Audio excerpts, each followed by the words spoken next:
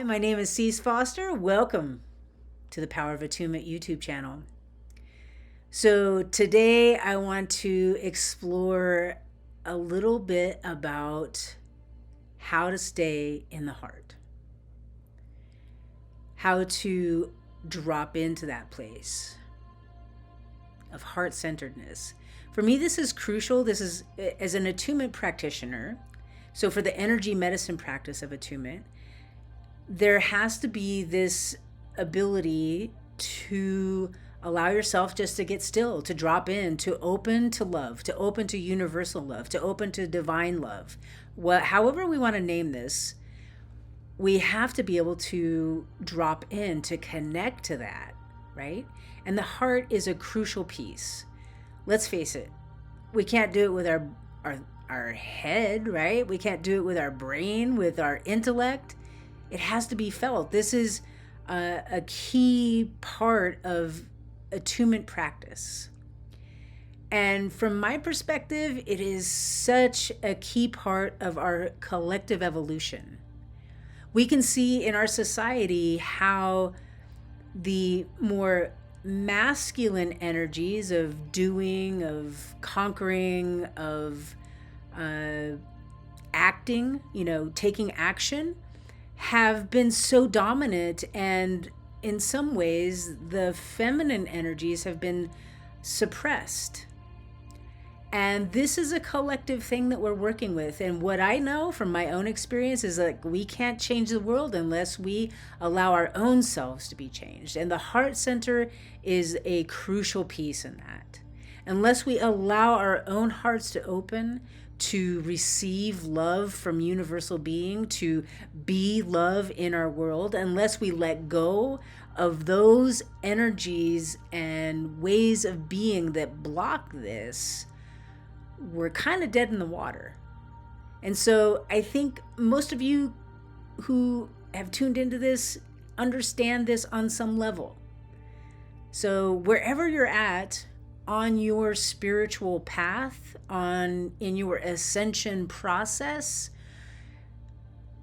I do believe that there is more and more and more capacity for us to reveal in our own selves, to bring our heart to the party. You know what I mean? There's always work to do there. There's always this requirement, at least in my experience. I'm going to talk just about me, even though I've come so far and I've opened up so much to the power of love that's within me. There's still those moments when I judge. There's still those moments when I get caught up in the busyness of life and I may not be quite centered. Or maybe it's in my relationships, right? Old patterns show up unless I'm diligent, unless I'm vigilant. And what I know is through practice, it takes practice to stay in the heart. It takes practice. And one thing that I've come to know for my own self is in this practice to really have some grace and understanding for myself when I miss the mark. Because we're all going to miss the mark sometimes. We're all going to fall into an old pattern of judgment or resentment or condemnation for ourselves or others. But the most important thing is that we remember that we are at choice in each moment. We're at choice and we can choose love. And how do we know we're not choosing love? Because we don't feel like we're in the flow of life. How does it feel when we are resentful? How does it feel when we're angry? How does it feel when we're tuned into shame? How does that reveal itself in our body? We know we're not in tune with love sometimes when it shows up in our body. We might feel tension, we might feel stress, we might feel fear, right? So these are the signs that we need to drop in. We need to tune in. We need to allow something to fall away so that the truth of love can be known in our experience. So I want to talk a little bit about a practice that I do specifically, and I'll talk about other practices that I do in other videos, but I really wanted to tune into this one because I think this particular practice for me really helped me to open my heart and become more masterful at dropping into that space of love, that space that is peaceful. And with this practice, and as I've practiced it and become masterful with it, I realize that I'm not just doing it for me, I'm doing it for the whole field that I'm connected with. So it's a really powerful practice, and I'm sure it's one that you've heard of. It's the practice of prayer. And we're not just talking about any sort of prayer, I'm talking about affirmative prayer. What does that mean?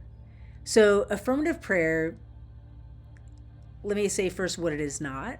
It is not coming from a place of like, please God, help me. It's more of like coming from a place of, I recognize that there's only one love, one power, one source that is everywhere. And that source lives in me. I am a creator being. I am made in the image and the likeness of the infinite creator. That feels a lot different when I speak those words than like, dear God, please help me to lose some weight. Please make it so and so at work no longer disturbs my peace. You know what I mean? It's like, that's how I was taught when I was young. Like, this is what prayer was. And in practicing affirmative prayer, really tuning in to the reality of the infinite creator, and this reality is love, it's oneness. Through this practice of affirmative prayer, I really began to embody this universal love in my own self. And I began to be more masterful at dropping in a moment.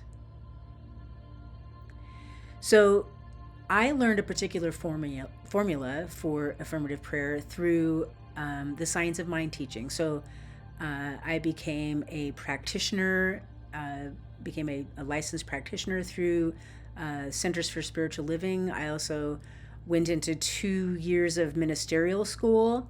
So I became really masterful at affirmative prayer. And it took some practice. So just as I pointed to before, is like staying in the heart, dropping into the heart takes practice. So for me, how this particular practice really helped is like, there's a formula for the prayer. And the first part of the formula is recognizing that God is all there is. That there is one infinite intelligence, one power, one love that is everywhere present, and that's truly the source of all creation. And the second part of the prayer was unifying with that. So it's like, you could say in your prayer, like, right here and now as I drop in, I recognize and I remember that there is one source, one power, one love that has created all that I see and all that I can't see.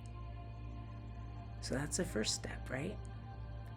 The second step is recognizing that you're one with that. And so then I might say in that prayer, and I realize that I am an emanation of this one love, this one power that is eternal and everlasting. I am made in the image and the likeness of universal being.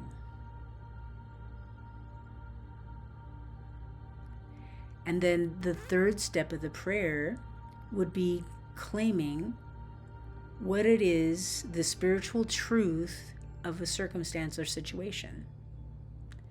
So, after you recognize that there's one power and you unify with it, recognizing that you're one with that, then you would go into claiming the truth of wholeness. So it could go something like this, and you would say, like, I know that as I open, as I allow love to fully penetrate my being, that I am ignited, that I am transmuting those old patterns of shame. I am transmuting all of those patterns of limitation in my life. And I am right here and now turning a corner. I am moving into a place of creatorship. I am moving into a place of abundance. I am moving into wholeness in the body. I am moving into greater and greater relationship to my world. So that's affirming the truth, right? And then the third step of the prayer would be gratitude for what is, and it would go something like this. So I am so grateful that I now recognize that I am a creator, that I am right here in this time and space creating such peace and love and allowing it to flow out into my world. I am so grateful for this opportunity. I'm so grateful for this power that lives within me. I am grateful to be awake and aware of what is true and real in my experience. And then the last piece of an affirmative prayer, as taught through the science of mind teaching, is to release and let it go. And so after you've done those other steps, is like, after you share your gratitude for what is, then it's releasing it. I release this prayer. I release these words into the law of creation, into the one law that responds with a yes. I know that it is done, and so it is. So releasing it really is about letting go, because sometimes we don't let go. We might pray for some sort of an outcome or some sort of a shift within ourselves, and then we keep coming back and checking, is it done? Is it done? Is it done? Has it manifested? Right? So letting it go is an act of faith.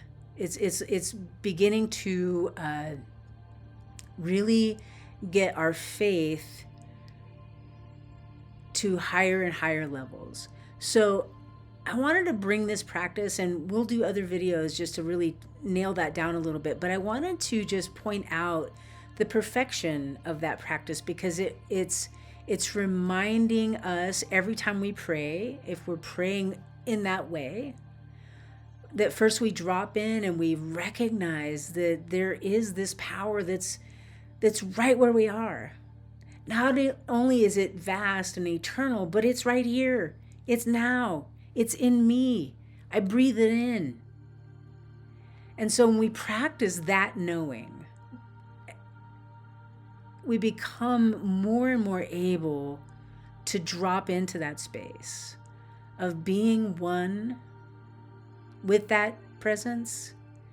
So through affirmative prayer, you can see, like in the formula of prayer itself, it brings us to this place of recognizing our oneness, that we are emanations of this one infinite spirit. So for me, the practice of affirmative prayer has really assisted me in staying in the heart. When I was going through my practitioner training through Centers for Spiritual Living, the first year of that training was really kind of moving through the shadows of the human experience. And it was rough, it was rough.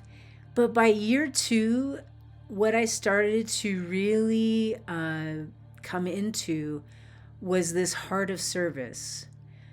I came into this greater and greater connection to the source of being through daily prayer. That was part of my morning practice. So what I also discovered as I allowed this transformation to happen for me, of like, love is the key. that my heart being open and me being in a space in the vibration of love was like the most important thing. That everything I saw in my world, if it was distorted and hard, it was because love wasn't being accepted, or perhaps it was distorted. It wasn't true love. And it was a call for me to bring that love, to bring my heart to the circumstance. So how to stay in the heart? Practice. Practice forgiveness, because as you are probably aware, it's really hard to be loving when we're holding something against someone, when we're holding on to that energy. So forgiveness, practice that. Staying in the heart and dropping in requires us to practice connecting with the source of our being. I'm sorry, but you can't get around it. I haven't seen it anyway. And I think that there are thousands, millions of practitioners all over the world that know what I mean. It's just like our connection with source, it can't be ignored if we're really fully going to be in our heart. Because when we allow ourselves to be held in that kind of love and know that like life is eternal, like this is a temporary experience. I am here to be love. I am here to bring love. I am here to fulfill the mission of love. And that's what I'm about. When we begin to entrain with that reality, when we practice it, when we allow ourselves to surrender to it, we can show up like that. We begin to know intuitively that when that medicine is needed in whatever circumstance we find ourselves in. So for me, my practice to help to stay in the heart and how to drop in is not unique to me, because I know that there's literally tens of thousands of people that drop in the same way through prayer. But whatever it is that's your way, because it's crucial.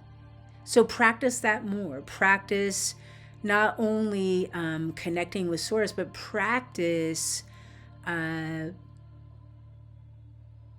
blessing others.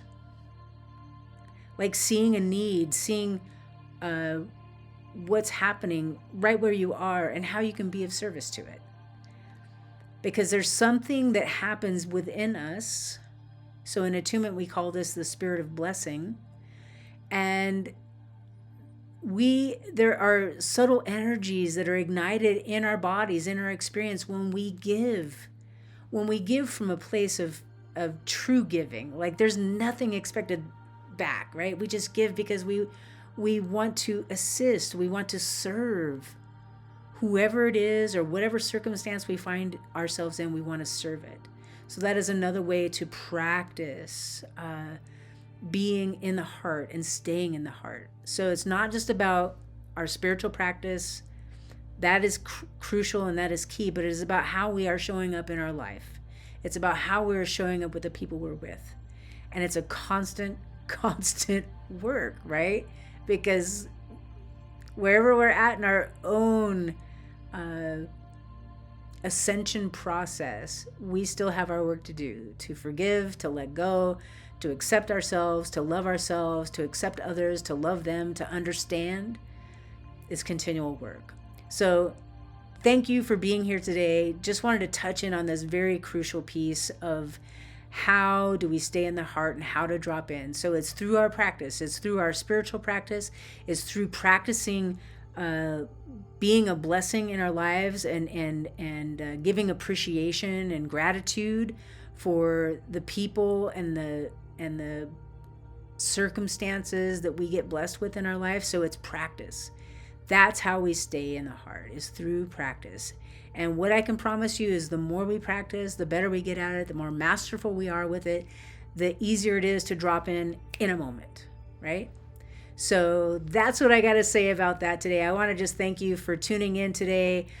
Please subscribe to our channel. We have so much good content that we have planned to come out, and I invite you to join our online community, the Becoming a Son community. There's a link down below where you can join us, and there's all kinds of wonderful events that happen through there, and there's a free or low cost courses around attunement. So I just want to invite you all to that. And I also wanted to mention that we are releasing now a set of prayers and cards. We call them the attunement cards. So this was devised by David Karshier, the spiritual director of the attunement school at Sunrise Ranch. And if you're not a prayer person, I guarantee you, if you click the link, get those attunement cards. There's 49 prayers within the deck. So you can either pull the cards randomly and read the prayer in the book. Each prayer is designed to correspond to a sphere of our life. So it could be family, it could be our connection with source. So there's these different spheres of life and living that we experience, and then there's also, it relates to the 7 spiritual gateways in our bodies, so through the endocrine system. So these prayers are like spiritual science. They evoke through the prayers an emotional response. So what I was talking about my practice of affirmative prayer, this is a great way if you do not know how to pray or you don't really resonate with praying quite yet. This is a wonderful way to tap into this power that we have of prayer. The prayers, so you can read the prayers, and there's also the ability to have access to audios where these prayers are read to music. So it's a super powerful practice. Also, just want to encourage you to deepen in your practice, because that's how we get masterful. So I wanted to mention those attunement cards. There'll be more that we post about this on this channel, but when it comes to our spiritual practice, prayer, evoking our emotional realm with the power of love and opening to that, I think this is a wonderful tool. So I just wanted to say that. So thanks again for tuning in today, and we'll see you next time.